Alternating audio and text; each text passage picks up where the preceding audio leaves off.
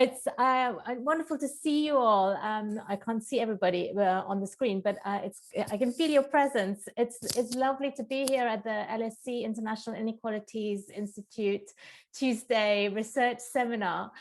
And yeah, my name is Alpa Shah. I'm a professor in the anthropology department at LSE and the convener of the Global Economies of Care research team here. And it's wonderful to welcome back Suzanne Wesendorf, who is going to be talking to us today about infrastructures of migrant arrivals in East London. Her paper is titled "The Library is Like a Mother," and I'm really pleased to be chairing this seminar. Suzanne is a visiting professor here at the LSE, and she's a professor of social anthropology at the Centre for Trust, Peace and Social Relations at Coventry. Dr. Wesendorf's research focuses on immigration, integration, ethnicity, race. She's a social anthropologist, been doing research on migration, on transnationalism, diversity for more than 10 years.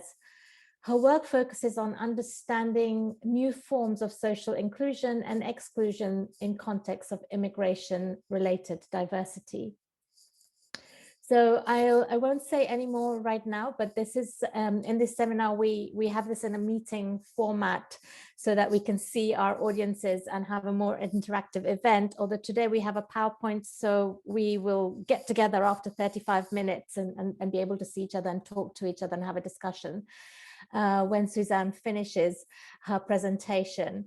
May I please ask you to keep yourselves muted and videos on when possible, especially when we come back together. And there'll be a chance for you to post questions following the presentation. You can, of course, feel free to do so while we're running through the presentation. And you can raise the hand function on your screens or also directly paste your question in chat. And please do state your name and affiliation where you can. Okay, I hand over to Suzanne. Many thanks to everybody for coming and enjoy the event. Over to you, Suzanne. Thank you, Alpa, for your kind introductions. It's really nice to be here, to be back here. So what I'm going to be talking about today is based on research that I undertook while based at the International Inequalities Institute. And this was preliminary research while developing a larger research proposal that is a comparative European project, which I'm going to be mentioning again later on. So today I'm just going to first give you a bit of a conceptual introduction into the notion of arrival infrastructures, and then I'll give you some empirical examples from my research in East London. Now, just to dive straight into a definition of arrival infrastructures, these have been defined as those parts of the urban fabric within which newcomers become entangled on arrival and where their future social mobilities are produced. Now, arrival infrastructures often emerge in places which have seen the historical overlayering of migration. So these places have often been described as arrival areas, often found in so-called arrival cities, which have seen immigration for many decades. And as a result of these past immigrations, these areas are characterized by a wealth of institutions, organizations, and social spaces and actors, which specifically facilitate the arrival of newcomers. Now, much of this discourse around arrival cities and arrival infrastructures has taken off since the publication of Doug Saunders' book entitled Arrival Cities some years ago. And since then, there have been various research and public policy initiatives around this notion, including my own research projects. Now, just to give you a few sort of concrete examples of arrival infrastructures, these include, for example, shops or hairdressers as information hubs, religious sites, language classes, etc. And this table exemplifies the kinds of arrival infrastructures one might find in any given urban area. And by looking at these sites, we can examine how exactly migrants access settlement information, and especially those migrants who have little digital literacy, and little social capital. Now, arrival infrastructures could also be seen as kind of a social ecosystem of facilities and resources between which signposting could take place. And I'll get back to this idea again a little bit later. And importantly, arrival infrastructures are often also sought in other urban areas, and migrants might, for example, go to other areas in a city or beyond to access places like religious sites or specific shops. And also transnational or translocal resources like social media, for example, can function as arrival infrastructures. Now, this arrival infrastructural lens is an interesting way of looking at migrant incorporation for several reasons. First, it focuses on a specific urban area rather than an ethnic group or an individual migrant. Now, integration theory has rarely paid attention to the role played by a specific place for migrant integration. Mostly either characteristics of migrants themselves, like educational or socioeconomic backgrounds, or the field of integration policy and their effects on migrants have been at the center of analysis.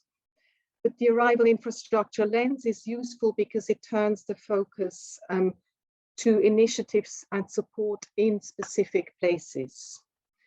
Now, while of course it's important to also look at integration policies and characteristics of individual migrants, where someone arrives plays an important role in how they settle. And Jenny Phillimore and David Robinson have done some quite important work about this in recent years. Now, there's also a significant body of literature on so-called context effects, especially in deprived urban areas. And this literature has focused on how neighborhood characteristics affect residents of various backgrounds in regards to their social mobility. And while this literature provides useful findings that show the effects of local deprivation on access to resources, it has been criticized for its overly localized focus. And the arrival infrastructures approach sort of enables us to look at both the role of local conditions and resources, but also how individuals might access resources beyond the neighborhood. Now, another reason why this arrival infrastructural approach can be useful is that by looking at a specific arrival area, we can also look at the role of the long-established population in this area in facilitating newcomers' arrival. And related to this, for quite a while now, migration scholars have emphasized that many migrants move into places which are already highly diversified and where you don't have a dominant mainstream. And the arrival infrastructural lens builds on this criticism of the notion of so-called mainstream society. And it looks at the overlayering of ongoing migrations and how this impacts upon the arrival and social mobility of newcomers. Now, of course, social networks are extremely important for newcomers, and there exists a large body of literature on the effect of social relations on migrant integration. And studies have shown the huge importance of social networks for accessing emotional and economic support during arrival and settlement. And many of these studies have drawn on Putnam's notion of bonding and bridging social capital, as well as Woolcock's concept of linking social capital between people or institutions at different levels of a societal power hierarchy. Now, I don't want to go into these approaches and their main critiques in more detail here, but I just want to mention that in regards to newcomers' access to resources via arrival infrastructures, the notion of linking social capital can help us think about what kinds of relationships in what kinds of social spaces can facilitate access to resources and, in the longer term, social mobility. But where do people go? Where do people actually form such social contacts? Now, while there's an emerging body of literature looking at the role of place-specific opportunity structures for migrant arrival, we still lack knowledge about where exactly newcomers form social relations which might enhance their access to resources. and how this is related to the actual place where they arrive. Now, one of the contributions of the arrival infrastructures lens is that it not only looks at physical infrastructures, but also the role of specific groups or actors within these infrastructures.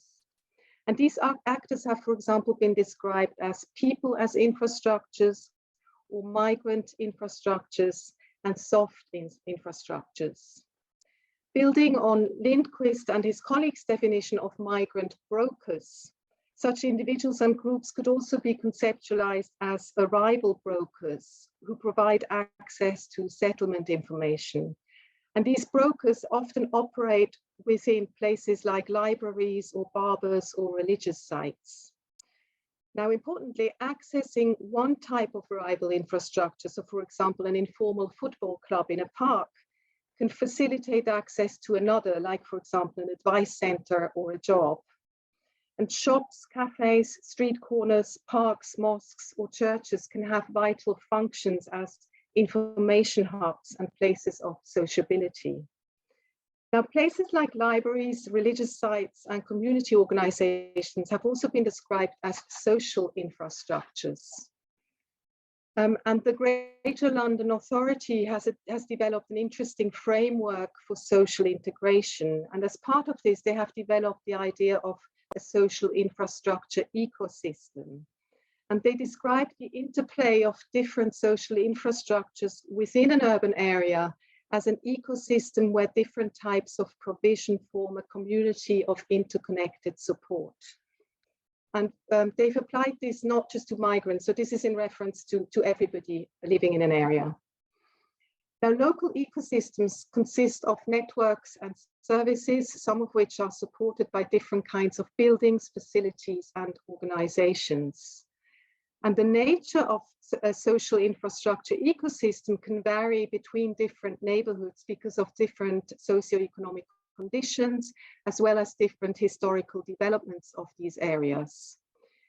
So arrival areas are characterized by a particular type of social infrastructural ecosystem shaped by the different population groups which have lived in these areas over the years. So for example, an area dominated by one migrant group might have a very different ecosystem to an area which could be described as super diverse.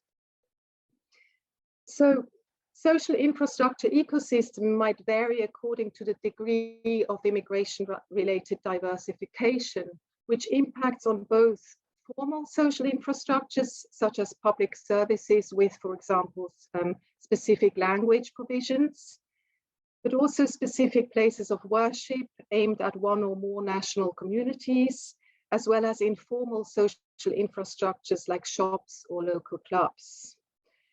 David Robinson describes how different places provide access to different packages of resources, services, and facilities. Now, in regards to access to resources, the interconnections between different social infrastructures are crucial. So for a local ecosystem to be successful, it is the links, like you can see here on the slide, it's the links between social infrastructures of any kind which are crucial. And signposting between, for example, informal social infrastructures and services can make an important difference to individuals' access to financial, emotional, and social support. Links between social infrastructures, as well as the social relations formed within them, directly depend on the individuals operating in them. So for example, in spaces like community organizations or faith groups, new relationships are often brokered by staff members or volunteers who introduce new users. Also, in informal infrastructures like libraries or schools, friendly staff or receptionists can play a vital role in making individuals feel welcome and in encouraging them to seek information. Earlier, I have described these individuals as brokers who mediate between different parties. Now, brokers do not only operate in community groups or more formal social infrastructures, but also in informal social infrastructures. So for example, the owner of a kiosk at an underground station in Newham in East London, he described his role as information point. And similarly, a Brazilian cafe in Newham is known to the Portuguese-speaking community as a place where information can be sought and exchanged. Now, I just want to turn to some examples of the role of arrival infrastructures for migrant arrival.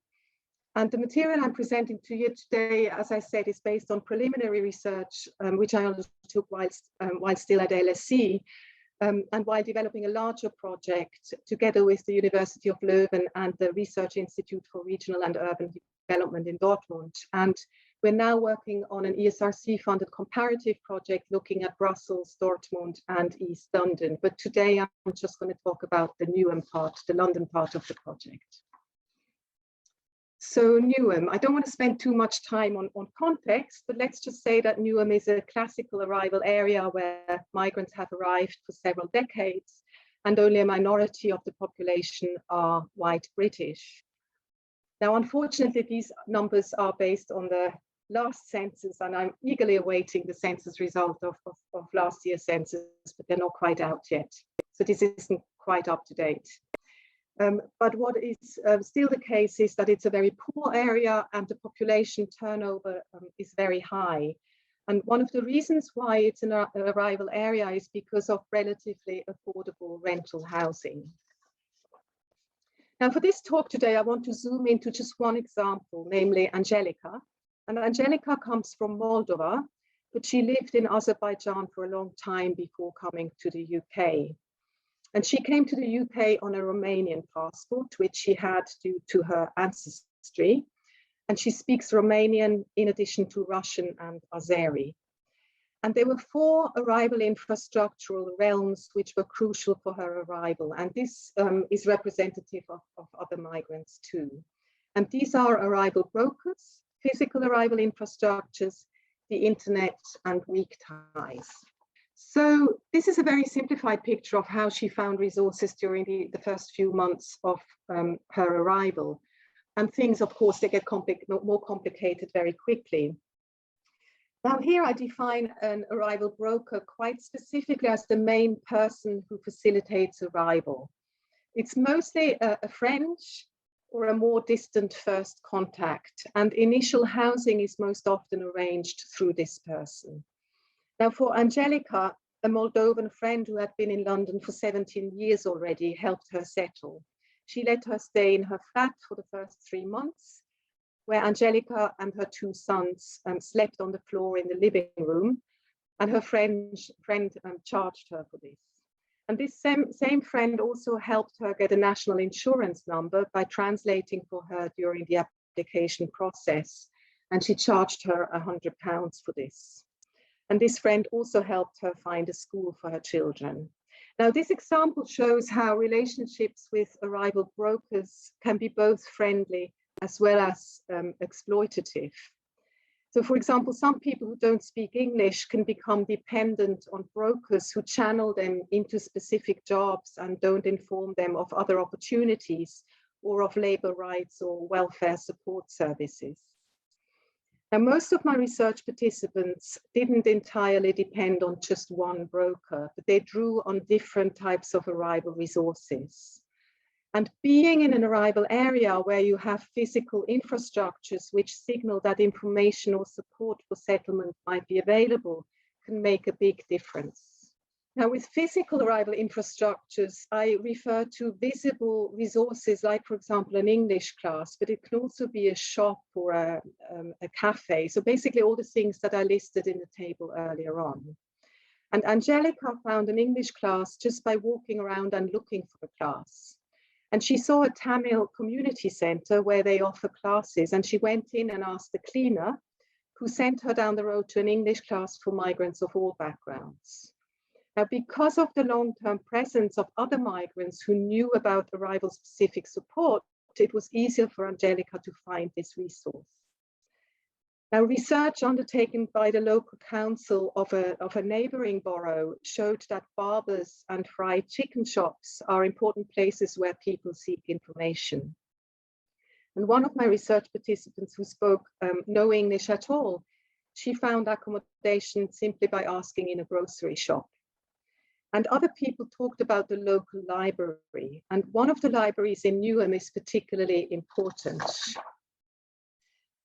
Now, this library represents a place which attracts a particularly large range of individuals from many different backgrounds. And the library's physical location at a busy high street, and it's set up with a large shop window with posters about community events and a continuously busy atmosphere. All of this signals that it's accessible to people of all backgrounds. And before COVID, while I was still at LSE, twice a week, a group of about 15 women used to gather for their weekly crochet group and on a large table right at the front by the window. And most of them had a migration background. And women regularly came into the library to ask members of the group about crochet, which often led to conversations about how to find other resources, for example, welfare support services.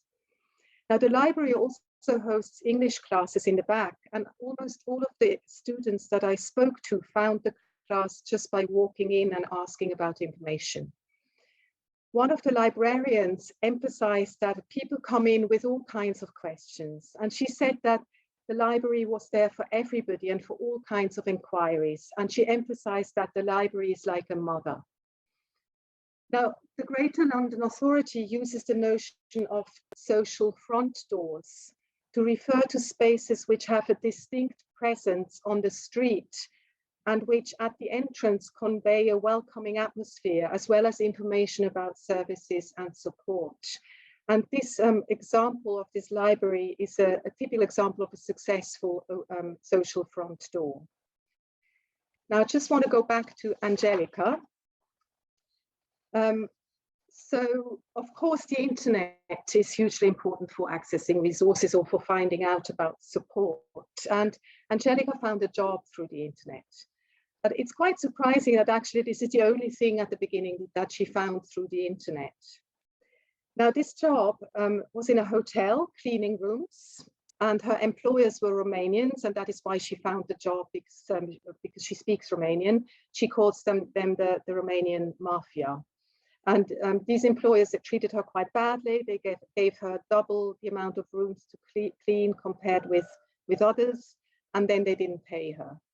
And Angelica was quite desperate about this situation and felt very hopeless. And she ended up sitting on a bench in Newham and crying. And then someone came up to her and spoke to her in Russian. And he turned out to be a fellow Moldovan. And she told him about her problems at work, and he gave her the phone number of an organization which might help her. But he told her to just show this phone number to her employers and that they would then pay her. And she did this, and indeed they paid her. Now, if Angelica hadn't been in an arrival area, she probably wouldn't have bumped into someone speaking her language who was experienced in dealing with the kind of job exploitation which she was exposed to. But arrival areas are full of people with arrival expertise because of the historical overlayering of immigration into these areas. And this leads me to the role of weak ties. Now, with weak ties, I refer to granovetta and basically to acquaintances within an arrival area who facilitate access to resources. And as I just described with the example of the person who helped Angelica with her job, she was able to form these weak ties with individuals who have arrival expertise because she found herself in an arrival area. Now, another example of weak ties are her neighbors who told Angelica about better accommodation. And her new housemates, all of whom are migrants, told her about a doctor in the area. And yet another important weak tie for her was a teaching assistant at her son's school. And this teaching assistant speaks Turkish, which is similar to Azeri. And she was therefore able to help Angelica navigate the school. Now, as I said, this is a very simplified picture during the first few months or two upon arrival. And of course, things get more complicated over time. And as the next step on my larger comparative project, we will also aim to kind of map people's stories of arrival onto the local social infrastructures ecosystem to see how they navigated their way through these. And it will be particularly interesting to find out how long it takes individuals to access specific resources after arrival. So for example, how long does it take to finally find permanent housing or to find a job, etc. So what are the general advantages of this approach, and what can we actually show with it? Now, said simply, we can show how people make their way into the city and where they find help.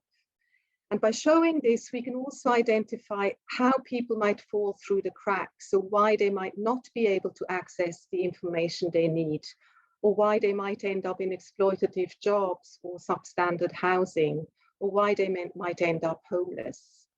Now, I'm aware that in some urban contexts, people don't want to be reached by the local authority, and their anonymity is at the very core of why they manage to make a living. But in the context of cities in the global north, this might be different. Most migrants, be it labor migrants, temporary migrants, asylum seekers, and even undocumented migrants, they do have some entitlements, and many are not aware of the kind of support services that are available.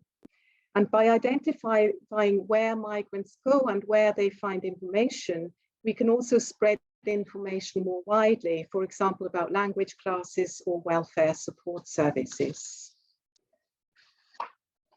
So to put this simply, an arrival infrastructural framework can help us analyze in detail what exists in a specific place in terms of resources and provision for newcomers. And here you can see a kind of map showing what kinds of resources someone might draw on when first arriving in a place.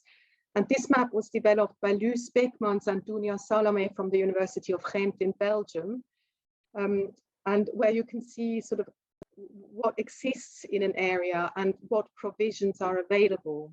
And the arrival infrastructure lens helps us to illuminate how these provisions are accessed and what kinds of relationships exist between them. Also, we can highlight barriers to access and why certain individuals cannot find their way into specific realms like housing or health provision or social networks. So here is another illustration technique that we're currently experimenting with.